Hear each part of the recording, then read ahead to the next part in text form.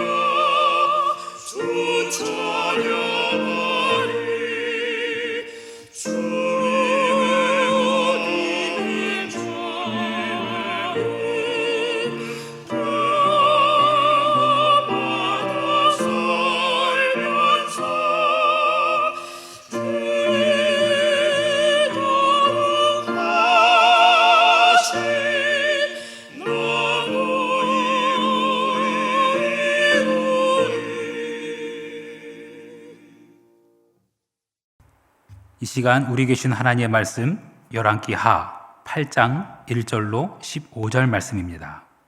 열왕기하 8장 1절로 15절 말씀. 엘리사가 이전에 아들을 다시 살려준 여인에게 이르되 너는 일어나서 내 가족과 함께 거주할 만한 곳으로 가서 거주하라. 여호와께서 기근을 부르셨나니 그대로 이 땅에 7년 동안 임하리라 하니 여인이 일어나서 하나님의 사람의 말대로 행하여 그의 가족과 함께 가서 블레셋 사람들의 땅에 7년을 우거하다가 7년이 다함에 여인이 블레셋 사람들의 땅에서 돌아와 자기 집과 전토를 위하여 호소하려 하여 왕에게 나아갔더라. 그때 왕이 하나님의 사람의 사환 게하시와 서로 말하며 이르되 너는 엘리사가 행한 모든 큰 일을 내게 설명하라 하니 게하시가 곧 엘리사가 죽은 자를 다시 살린 일을 왕에게 이야기할 때에 그 다시 살린 아이의 어머니가 자기 집과 전토를 위하여 왕에게 호소하는지라. 게하시가 이르되 내 주 왕이여 이는 그 여인이요 저는 그의 아들이니 곧 엘리사가 다시 살린 자니이다 하니라. 왕이 그 여인에게 물음에 여인이 설명한지라. 왕이 그를 위하여 한 관리를 임명하여 이르되 이 여인에게 속한 모든 것과 이 땅에서 떠날 때부터 이제까지 그의 밭의 소출을 다 돌려주라 하였더라.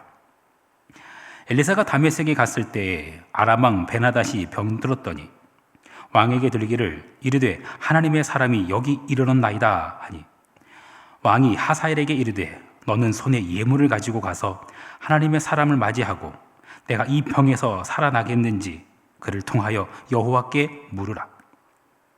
하사엘이 그를 맞이하러 갈새 다메섹의 모든 좋은 물품으로 예물을 삼아 가지고 낙타 40마리에 싣고 나아가서 그의 앞에 서서 이르되 당신의 아들 아람 왕 베나닷이 나를 당신에게 보내 이르되 나의 이 병이 낫겠나이까 하더이다 하니 엘리사가 이르되 너는 가서 그에게 말하기를 왕이 반드시 나으리라 하라. 그러나 여호와께서 그가 반드시 죽으리라고 내게 알게 하셨느니라 하고 하나님의 사람이 그가 부끄러워하기까지 그의 얼굴을 쏘아보다가 우니 하사엘이 이르되 내 주여 어찌하여 우시나이까 하는지라. 대답하되 내가 이스라엘 자손에게 행할 모든 악을 내가 알미라. 내가 그들의 성에 불을 지르며 장정을 칼로 죽이며 어린 아이를 맺히며 아이벤 부녀를 가르리라 하니 하사엘이 이르되 당신의 개 같은 종이 무엇이기에 이런 큰 일을 행하오리까 하더라. 엘리사가 대답하되 여호와께서 내가 아람 왕이 될 것을 내게 알게 하셨느니라 하더라. 그가 엘리사가 떠나가서 그의 주인에게 나아가니 왕이 그에게 묻되 엘리사가 내게 무슨 말을 하더냐 하니 대답하되 그가 내게 이르기를 왕이 반드시 살아나시리다 하더이다 하더라. 그 이튿날에 하사엘이 이불을 물에 적시어 왕의 얼굴을 덮음에 왕이 죽은지라. 그가 대신하여 왕이 되니라. 아멘. 잠시 기도하겠습니다. 주님의 마음을 본받는 자, 그 마음의 평강이 찾아오면 험악한 세상을 이길 힘이 하늘로부터 임함이로다. 하나님 그렇습니다. 험악한 세상을 이길 힘, 그 힘은 내게 있지 않고 하나님께 있습니다. 오늘도 하늘로부터 임하는 그 힘으로 이 세상에서 승리하게 하옵소서. 오늘 우리가 가야 하는 길이 거칠고 험하여도 십자가 고난을 이겨내신 주님의 마음 본받음으로 내 마음에 불평 없어지게 하옵소서. 오늘 하루를 살아가면서 주님의 마음으로 살아가게 하여 주옵소서. 주님의 그 거룩하심을 나도 이루며 살아가게 하여 주옵소서. 기쁨의 근원 되시는 예수 그리스도의 이름으로 기도합니다. 아멘. 기도는 나의 뜻을 이루는 것이 아니라 하나님의 뜻을 이루는 것이라고 합니다. 아마 이게 기도에 대한 가장 유명한 격언 중에 하나 아닐까 싶습니다. 예수님도 그렇게 기도하셨죠. 나의 원대로 마옵시고 아버지의 뜻대로 되기를 원하나이다. 그런데 그 기도는 결코 쉬운 기도는 아니었습니다. 예수님은 땀방울이 핏방울이 되도록 그렇게 기도하셨습니다. 나의 뜻이 아니라 아버지 하나님의 뜻이 이루어지기를 원하는 기도, 결코 쉬운 기도가 아니죠. 하나님의 뜻이 어떤 것인지 분명히 알면 알수록 더욱 그렇게 기도하기 어렵습니다. 하나님께서 아브라함에게 넌 본토 친척 아비 집을 떠나서 내가 네게 지시할 땅으로 가라 라고 하셨어요.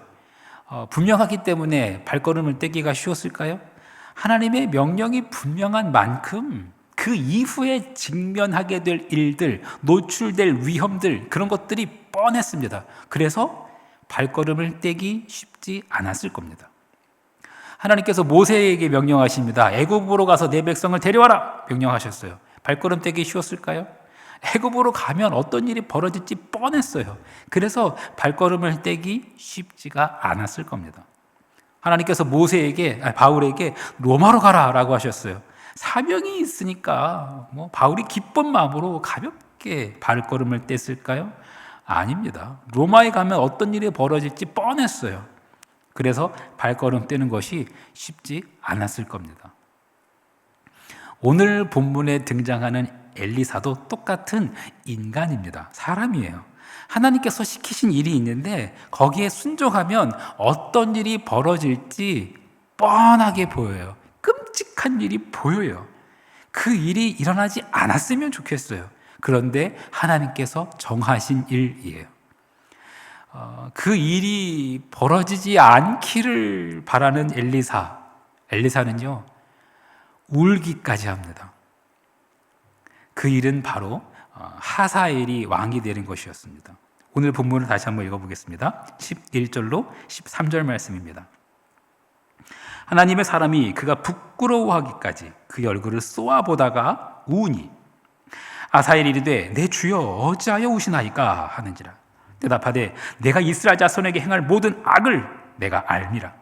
내가 그들의 성에 불을 지르며 장정을 칼로 죽이며 어린아이를 맺히며 아이 벤 부녀를 가르리라 하니 하사엘이 이르되 당신의 개 같은 종이 무엇이기에 이런 큰 일을 행하오리까 하더라. 엘리사가 대답하되 여호와께서 내가 아람 왕이 될 것을 내게 알게 하셨느니라 하더라. 하사엘은요 아람 왕의 신하입니다. 신하. 그런데 병이 든 왕, 그 아람의 왕이 자기가 살겠는지 죽겠는지 엘리사 선지자에게 물어보고 오라고 자기 신하가 하사엘을 엘리사에게 보낸 겁니다. 엘리사가 대답합니다. 왕이 병에서 살아나실 거라고, 죽지 않으실 거라고. 그런데 살아남긴 하는데 또 반드시 죽을 거라고 이야기해요. 그 죽음은 암살이었습니다. 왕의 신하 하사엘이 왕을 암살하고 자기가 왕이 된 거죠. 그런데 그렇게 왕에 오른 그 신하, 그 하사엘이 왕을 암살하고 왕이 된 그 하사엘이 벌일 끔찍한 학살, 이스라엘에게 할 그 끔찍한 학살, 그 학살까지 엘리사가 예언하고 있는 겁니다. 그런 미래를 말해야만 하는 엘리사의 심정은 어땠을까요? 저 인간이 분명히 왕이 될 건데, 저 인간이 왕이 돼가지고 이 이스라엘 사람들이 정말 끔찍하게 학살을 할 건데 어떤 마음이었을까요? 그냥 그 미래가 이루어지기를 냅둬야만 했을까요? 자기 뜻은 아니에요. 자기는 안 그랬으면 좋겠어요. 근데 하나님이 정하신 거란 말이에요. 하나님의 뜻이 이루어지도록 나는 여기서 아무것도 안 해야 할까요? 엘리사는 어떤 마음이었을까요? 사실 이 일은 엘리사의 스승인 엘리야가 엘리사를 만나기 전부터도 이미 예언되어 있던 것입니다. 하사엘이 왕이 되게 하는 것, 그것은 엘리야가 자기 제자 엘리사에게 기름 붓게 한 중요한 목적 중에 하나였었습니다. 하나님께서 엘리사의 스승 엘리야에게 뭐라고 명령하셨는지 성경을 잠깐 찾아보겠습니다. 열왕기상 9장입니다. 14절로 17절까지 말씀. 그가 대답하되 내가 만군의 하나님 여호와께 열심히 유별하오니 이는 이스라엘 자손이 주의 언약을 버리고 주의 제단을 헐며 칼로 주의 선자들을 죽였음이오며 오직 나만 남았거늘 그들이 내 생명을 찾아 빼앗으려 하나이다. 여호와께서 그에게 이르시되 너는 내 길을 돌이켜 광야를 통하여 다메섹에 가서 이르거든 하사엘에게 기름을 부어 아람의 왕이 되게 하고 너는 또 nim시의 아들 예후에게 기름을 부어 이스라엘의 왕이 되게 하고 또 아벨모홀라 사밧의 아들 엘리사에게 기름을 부어 너를 대신하여 선지자가 되게 하라. 하사엘의 칼을 피하는 자는 예후가 죽일 것이요 예후의 칼을 피하는 자를 엘리사가 죽이리라. 갈멜산에서의 그 영적 전투, 그 영적 전투에서 승리했지만 그 승리 이후에 탈진한 그 엘리야에게 하나님께서 하신 말씀이에요. 이 명령 이후 엘리야의 시대에서 엘리사의 시대로 바뀌게 됩니다. 하나님께서 엘리야에게 주신 마지막 명령에 하사엘, 예후, 그리고 엘리사가 등장합니다. 하사엘은 조금 전에 살펴보았듯이 이스라엘을 크게 괴롭힐, 학살할 그럴 이방 왕입니다. 아주 그 칼로 인한 피바람이 불게 할 이방 왕이에요. 예후는 어떤 왕일까요? 예후는요, 그 아합 왕조, 그 아합 왕의 왕자들 70명을 죽이고 그리고 그 아합 왕의 부인이었던 이세벨까지 죽임으로 아합의 가문을 멸절시킨 이스라엘의 왕이에요. 역시 엄청난 칼로 인한 피바람이 붑니다. 그 결과 우상 숭배자들만 남게 될 것 같았지만 결국에는 엘리사가 또 그런 식으로 살아남은 그런 자들을 또 죽일 거다라는 그런 예언이에요. 결국은 엘리사가 다 끝낸다라는 겁니다. 결과야 그렇게 되어 있지만 그 과정 중에 수많은 칼부림이 있을 거라는 거예요. 그리고 그 예언대로 지금 이루어지고 있는 거예요. 엘리야는 떠났지만 그 예언의 현장에 서 있는 엘리사, 그리고 지금 그 예언대로 지금 자기 눈앞에 하사엘이라는 사람이 있어요. 그 사람이 왕이 되게 해야 되는 거예요. 그런데 그 왕이 된 이후에 벌어질 끔찍한 그 칼부림들, 그 피바람들, 그거를 엘리사는 알고 있어요. 하나님께서 그렇게 정한 것이기에, 그것을 알기에 거역할 수 없지만 엘리사는 너무 괴롭습니다. 너무 괴로워요.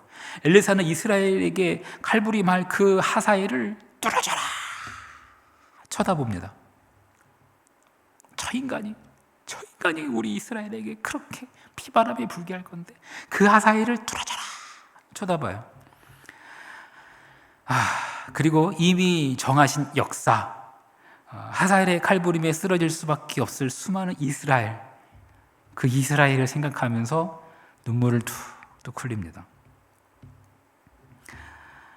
사랑하는 성도 여러분, 하나님의 뜻은 이루어집니다. 역사를 이끄시는 주관자는 하나님이십니다. 하나님께서 하나님의 때에 하나님의 방법으로 이루십니다. 나는 지금 그저 그 역사의 한 자락에 와 있을 뿐입니다. 이 역사가 어떻게 다 이루어질지 나는 알 수도 없고 할 수도 없습니다. 분명한 것은 이 역사는 내가 완성하는 게 아니라 하나님께서 완성하신다라는 겁니다. 하나님의 주권과 심판 앞에서 우리는 겸손해야 합니다. 이 역사의 순간에 내게 맡겨진 것이 슬픔 한 자락이라면 나는 그 슬픔을 감당해야 합니다. 이 역사의 순간에 내게 맡겨진 것이 아픔의 한 자락이라면 나는 아픔의 한 자락을 감당해야 합니다. 엘리사는 그렇게 했습니다. 우리 역시 그저 두렵고 떨림으로 하나님께서 내게 허락하신 구원을 이루어야 할 것입니다. 부디 하나님이 주시는 은혜와 평강이 모두의 마음을 덮기를 간절히 축원합니다. 주기도문 하시겠습니다. 하늘에 계신 우리 아버지여, 이름이 거룩히 여김을 받으시오며 나라가 임하시오며 뜻이 하늘에서 이루어진 것 같이 땅에서도 이루어지이다.